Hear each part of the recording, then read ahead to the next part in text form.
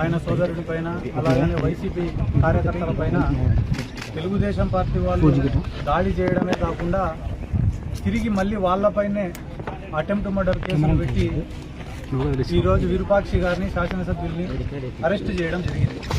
ఇందులో భాగంగా ఈరోజు ఆయనను కలిసి ఆయనకు మేమంతా వైఎస్ఆర్ కాంగ్రెస్ పార్టీ తరఫున యువజన విభాగం తరఫున మేమున్నామని చెప్పి ఆయనకు ధైర్యం చెప్పడానికే ఈరోజు వచ్చి విరూపాక్షి గారిని కలవడం జరిగింది. ఒక బాధాకరమైన సంఘటన ఏమిరా అంటే గడిచిన 2-2.5 సంవత్సరాలుగా ఈ రెడ్ బుక్ రాజ్యాంగంలో దాడులు వాళ్ళే చేస్తున్నారు, మళ్ళీ తిరిగి కేసులు పెడుతున్నారు. చిన్న చిన్న వాటి నుంచి పెద్దదాని వరకు అమాయకులను ఇబ్బందికి గురి చేస్తూనే ఉన్నారు. కానీ ఈరోజు పరాకాష్ట ఎక్కడికి పోయిందిరా అంటే ఒక ఎమ్మెల్యేకు కూడా రక్షణ లేదు ఈ ఆంధ్ర రాష్ట్రంలో అని చెప్పి తెలియజేస్తూ విరూపాక్షి గారిని అరెస్ట్ చేయడం జరిగింది. పాపం ఆయన ఒక రైల్వే కాంట్రాక్టర్, ఆ తర్వాత జెడ్పీటీసీగా పనిచేసినాడు, ఆ తర్వాత ఆలూరుకు ఎమ్మెల్యేగా గెలిచినారు.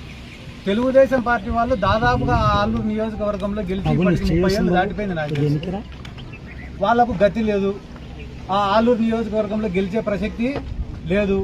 రేపు స్థానిక సంస్థల ఎన్నికలు జరిగినా కూడా వాళ్ళకి ఎటువంటి ఉపయోగం లేదని తెలుసుకొని మొన్ననే చంద్రబాబు నాయుడు గారు వచ్చినారు.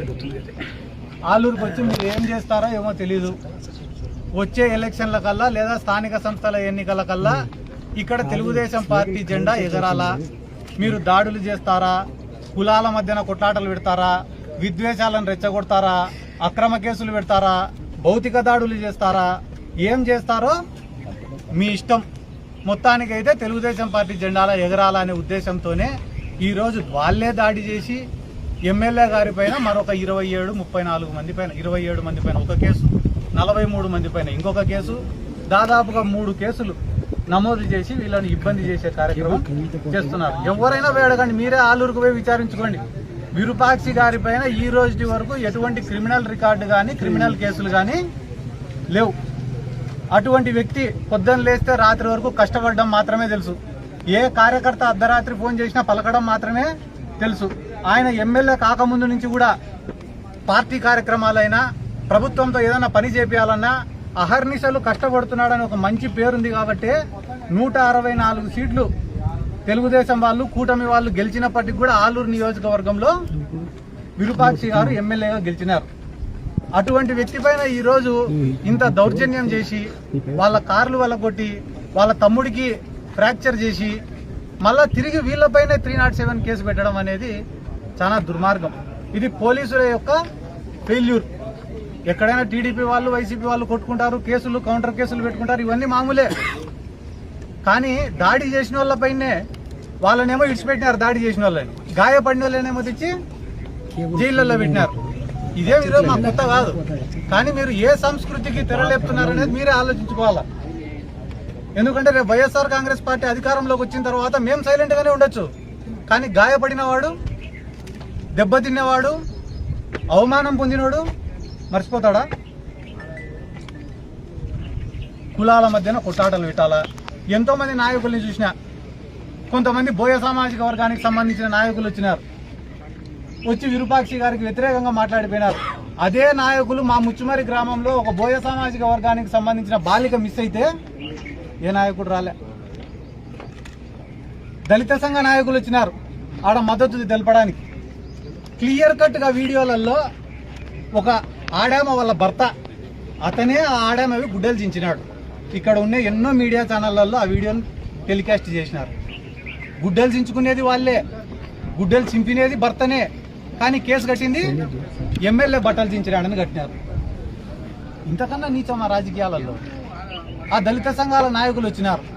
ఆ దళిత సంఘాల నాయకులలో ఒక్కరన్నా ఆ పక్క నియోజకవర్గం ఆదోని ఉంది, ఆదోని ఎమ్మెల్యే, కర్నూలు జిల్లా తెలుగుదేశం పార్టీ అధ్యక్షురాలు, ఇద్దరు పక్కన ఉండి ఆదోనిలో ఒక ధనాపురం అనే గ్రామానికి సంబంధించిన ఒక సర్పంచ్, దళిత సర్పంచ్కు అవమానం చేసినారని చెప్పి వాళ్ళు కలెక్టర్ని కలిసినారు, ఎస్పీని కలిసినారు. దాదాపుగా 1 నెల రోజులు ప్రజా పోరాటం చేసినారు. ఏమని? ఆదోని ఎమ్మెల్యే పైన, తెలుగుదేశం పార్టీ జిల్లా అధ్యక్షురాలు పైన కేసు నమోదు చేయమని చెప్పి 1 నెల రోజులు పోరాటం చేసినారు. ఆ రోజు ఎవరైతే ఈ దళిత సంఘ నాయకులు, దళిత తెలుగుదేశం పార్టీ నాయకులు ఉన్నారో వాళ్ళు ఒక్కరైనా స్పందించినారా? స్పందించలే. ఈ రోజు ఏమంటున్నారు తెలుసా, ఏందయ్యా మీ వాళ్ళే వీడియోలు వచ్చినాయి కదా, మీ వాళ్ళే గుడ్డలు చింపుకొని మళ్ళీ కేసు పెట్టినారంటే వీడియో తీసేటప్పుడు ఆయన చింపిరాడంట, వీడియో ఆఫ్ చేసినాక పోయి ఎమ్మెల్యే చింపిరాడంట. ఇంత నీచమా? ఎవరో పోయి అడిగినారంటే చంద్రబాబు నాయుడు కూడా, సార్ ఇంత వరస్ట్ గవర్నమెంట్ ఈ ప్రపంచంలోనే లేదంటున్నారు సార్. ఈ ప్రజాస్వామ్యంలో మన అదృష్టం కొద్దీ వాళ్ళ దురదృష్టం కొద్దీ 5 ఏళ్ళకు ఒకసారి ఎన్నికలు వస్తాయి కాబట్టి మనం ఏం చేసినా కూడా జరిగిపోతాం సార్. ఇప్పటికిప్పుడు ఎన్నికలు వచ్చినా మనం గెలిచే పరిస్థితి లేదు కదా సార్. మీ దగ్గర ఏమైనా సూత్రం ఉందా సార్ రాజకీయాల్లో పైకి రావాలంట? అంటే గవర్నమెంట్ లేనప్పుడు చేస్తామని చెప్పాలంట, గవర్నమెంట్ వచ్చిన వెంటనే చేసేసినామని చెప్పాలంట.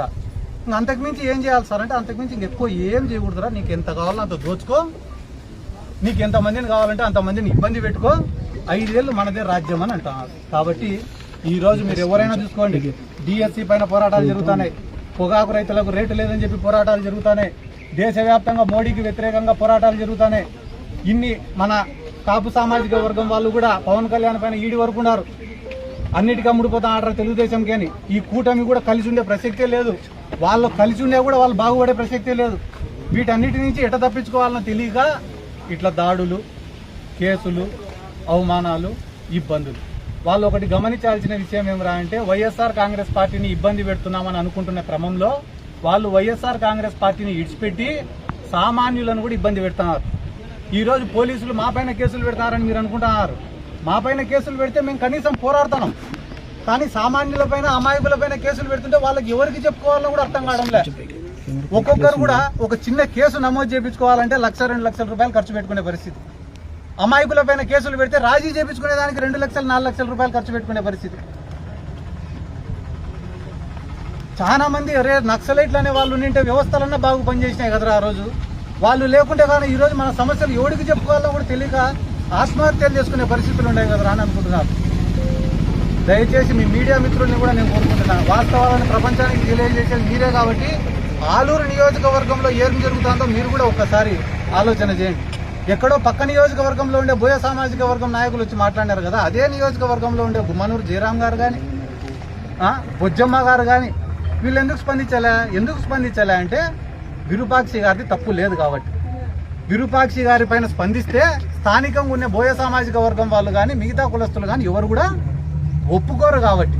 బయట వాళ్ళది ఏముంది, వస్తారు తిడతారు పోతారు, కానీ స్థానికంగా ఉండే వాళ్ళు విమర్శలు చేస్తే రేపు ప్రజలు ఎదుర్కోవాలి కదా. ఇటువంటి అన్యాయాలన్నింటినీ ఎదుర్కోవడానికి సిద్ధంగా ఉన్నాం.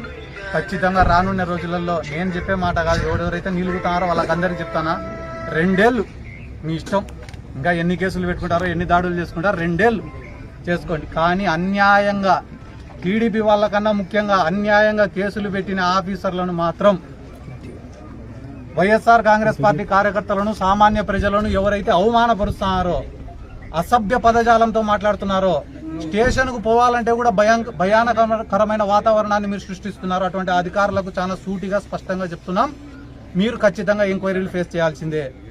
ఏ రకంగా అయితే ఈరోజు మేము కేసులు అనుభవిస్తున్నామో, మీ పైన సస్పెన్షన్లు, ట్రాన్స్ఫర్లు అని అనుకుంటారేమో, అది కానే కాదు, మీరు కూడా ఖచ్చితంగా కేసులు ఫేస్ చేయాల్సిందే, ఈ జైలును చూడాల్సిందే అని కూడా ఈ సందర్భంగా తెలియజేసుకుంటూ